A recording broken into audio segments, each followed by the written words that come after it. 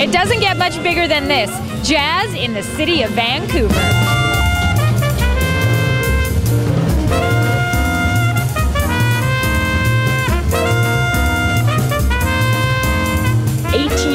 Artists from 20 countries lighting up one city with one amazing festival.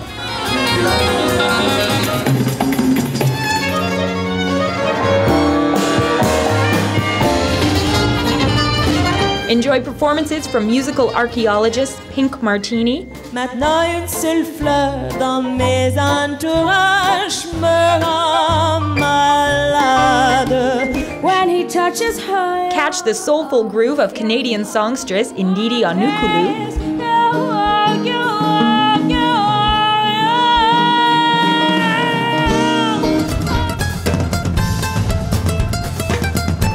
Join an intimate performance with global star Jessie Cook.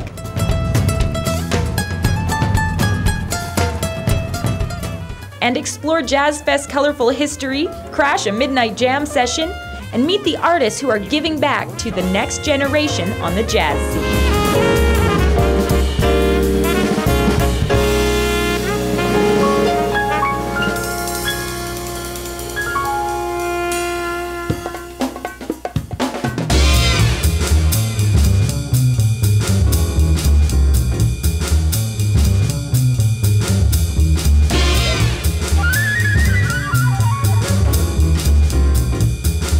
Welcome to the Shaw Big Summer Special. I'm Johanna Ward, and this is BC's biggest music showcase, the TD Canada Trust Vancouver International Jazz Festival.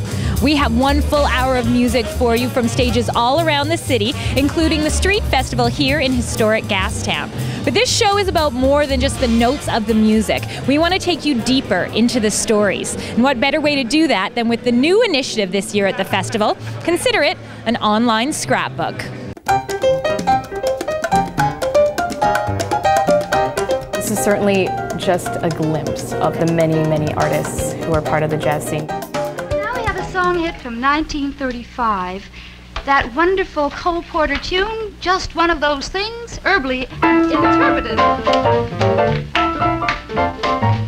JazzStreet Vancouver is an interactive website, an online scrapbook if you like, focusing on Vancouver's history told through a jazz lens. The website was put together by the Coastal Jazz Society.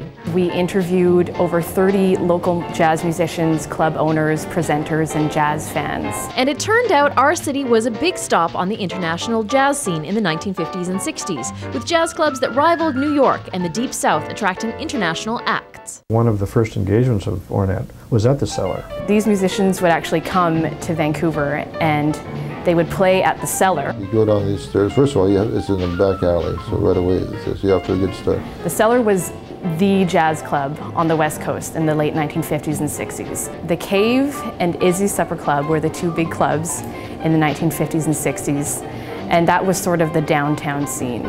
And there was also the Cellar, which was the best jazz club to play anywhere ever in the world.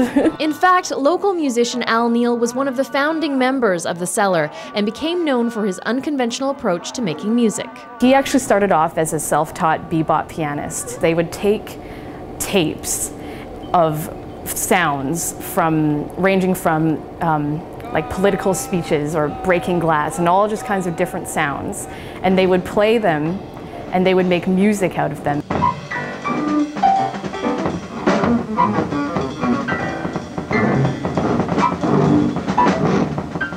Another historical jazz figure featured on JazzStreet is Eleanor Collins.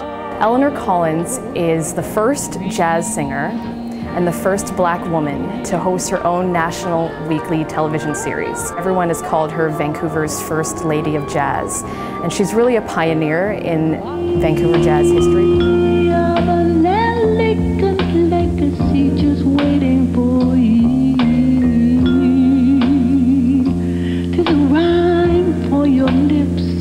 It's not just about jazz, it's also about our history.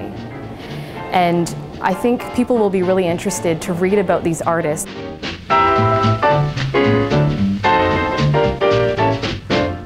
JazzStreet is available for viewing at the Coastal Jazz website. Now, who knew Vancouver had such a colorful jazz history?